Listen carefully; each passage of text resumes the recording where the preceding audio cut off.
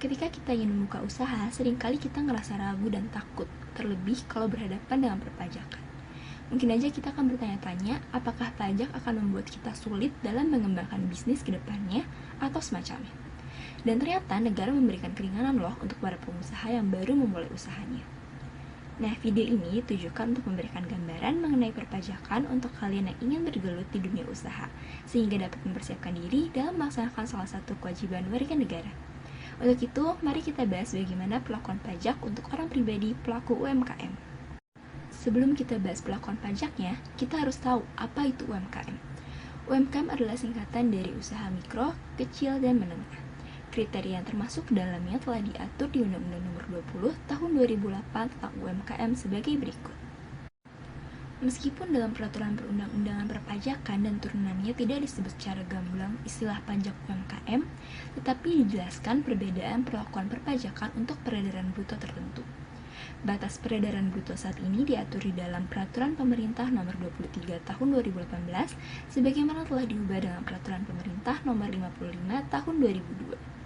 Wajib pajak yang memiliki peredaran bruto atau omset lebih dari 4,8 miliar menggunakan tarif progresif UU PPH pasal 17, sementara yang tidak lebih dari 4,8 miliar memiliki dua opsi.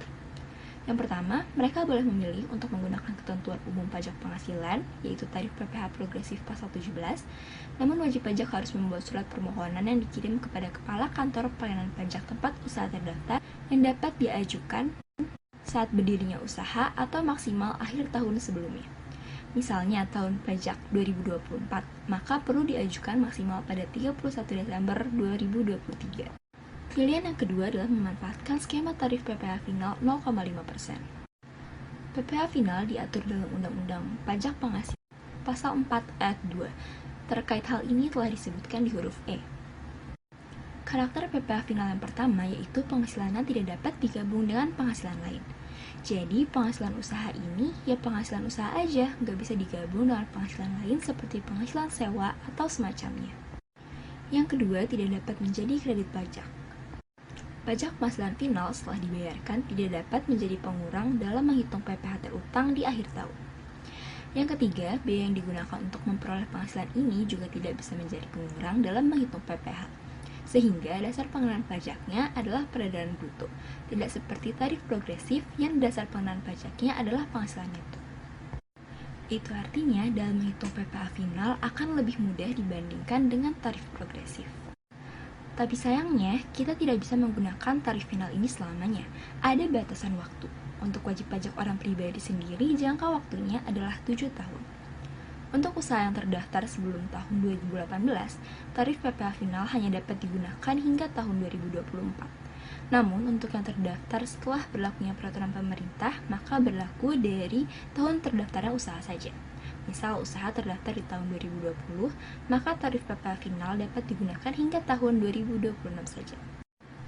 Bukan hanya itu, dalam mendukung pertumbuhan usaha di Indonesia, negara juga memberikan keringanan lainnya, yaitu dengan tidak mengenakan pajak penghasilan untuk peredaran hingga 500 juta rupiah. Nah, ini ada contoh tabel penghitungannya. Dari bulan Januari hingga Mei, jumlah peredarannya secara kumulatif baru mencapai 500 juta. Jadi, total 500 juta itu tidak akan dikenai pajak atau pajaknya 0 rupiah. Namun selanjutnya akan dikenai tiap bulannya. Misalnya di bulan Juni, berarti peredaran bruto dikali 0,5%, sehingga pajaknya di bulan Juni adalah 600.000, dan seterusnya. Untuk menggunakan tarif final, wajib pajak harus membuat surat permohonan dan mengirimkannya kepada Kepala Kantor Pelayanan Pajak tempat usaha terdaftar secara langsung, melalui kurir atau secara elektronik. Dan nanti sebagai tanggapan atas surat permohonan tersebut, Kepala KPP akan mengeluarkan surat keterangan yang menyatakan bahwa wajib pajak dikenai pajak penghasilan yang bersifat final.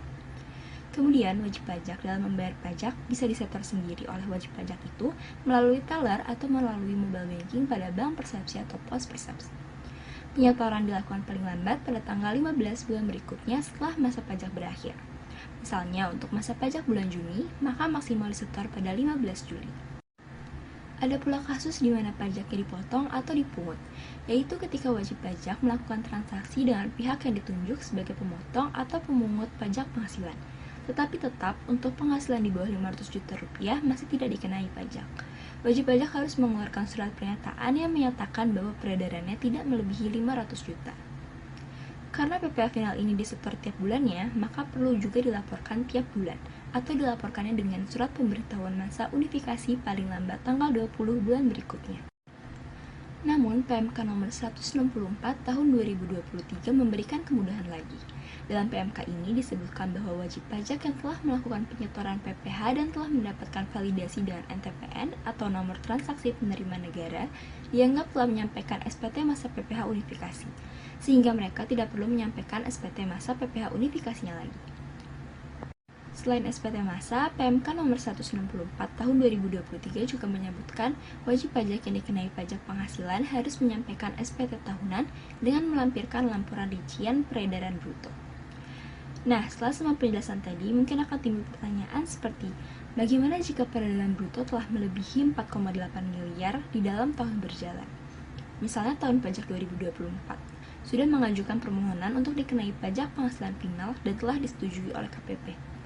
Namun, di bulan Juli 2024, kumulasi peredaran bruto sudah lebih dari 4,8 miliar. Jika begitu, maka wajib pajak tetap menggunakan tarif final sampai Desember 2024, dan di tahun 2025-nya harus menggunakan tarif progresif sesuai ketentuan umum pajak penghasilan.